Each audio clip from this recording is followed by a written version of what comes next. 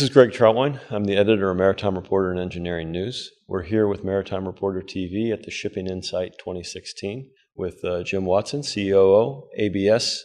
And Jim, thank you very much for joining us. Thanks, Greg. I'm happy to be here. Okay. Well, Jim, obviously you gave a presentation a bit earlier today, and I believe a bit of that presentation was focused on the vision class of the future from ABS. Can you tell us a little bit what that is? Sure. ABS envisions a class of future that is going to be more dependent on condition as opposed to just time-based surveys of ships. We see that there's great potential in the amount of information that is collectible on a day-to-day basis from offshore on ships at sea. That's available in the companies and available to ABS through the modern systems that we have. Okay. That should enable us to provide a better assessment of maritime assets. When you consider that the old-fashioned way is to maybe do an annual survey, which is just one peak at one particular day out of the year. And then the reward there would be less intrusive surveys and, of course, more comprehensive surveys based on information. Okay. So, Jim, as we discussed briefly, the maritime market's going through a tough road to hoe right now with the offshore and several of the maritime sectors down. The reality versus the theory, if you will say. Obviously, there are a lot of solutions out there that will help ship owners become more efficient, more effective. But I would hazard to guess that the appetite for investment might be a little tough right now. Can you kind of share with us your vision of the market as you see it and the rapidity with which these types of solutions are being embraced and utilized?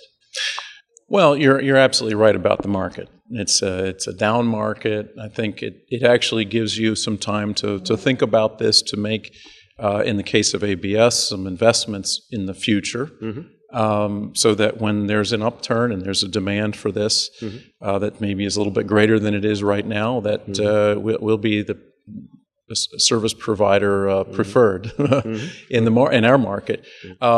But we actually are seeing a number of things converging on the industry that none of us have control over, such as the ballast water systems, the air emissions systems to control sulfur or to manage greenhouse gases. These are things that have deadlines regardless of the ups and downs of the economic cycle. And what we envision is that we can bring to bear, the resources of ABS as a major classification society that has, 12,000 plus ships under ABS class, to help our owners, our clients, to make techno-economic decisions. Okay, so they're dealing with technologies in some cases that aren't very well tested. There's some theory involved in some of the options that they have. There's also big dollar criteria involved. So even though in a normal business you wouldn't necessarily be wanting to deal with risk right now or make investment decisions, in some cases ship owners have no choice. How long have you been in the maritime industry? I started in 1980. Okay. So you have a nice time frame of reference here. Yeah.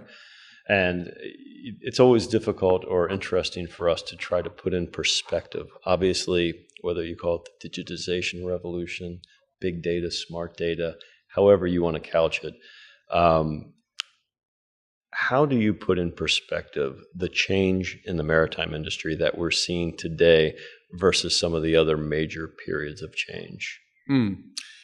There have been change in the maritime industry.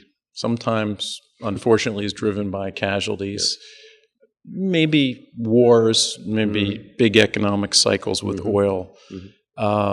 This one, I think, is a bit different because there is a big dose of the interest of the world's public over some of these environmental issues, and in some cases driven by safety concerns.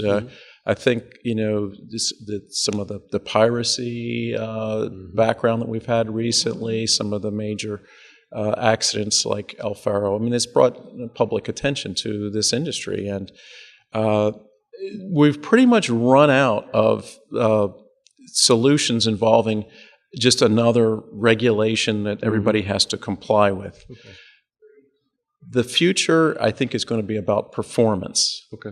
How does this ship perform? How does this company perform relative to that company? You see a lot of vetting by the cargo owners, and I know even people going on a cruise now are able to go online and actually get some amount of information about the cruise ship that they're about ready to sail on. So everybody in the maritime industry, I think, is in a transition from a compliance world into a performance world. Okay, that's excellent. One final question. Again, I kind of touched on the tough times of the market now, and I think sometimes we tend to harp too much on the tough times. But when you look at opportunity in the market today, when you look at the maritime world, do you see any bright spots? There is some bright spots with regard to some local areas where there's the ability to change to maybe LNG as a fuel. Okay. I think there's some bright spots in terms of you're a ship owner and you do have ability to get financing. You can get a great deal in a shipyard right now. Yep.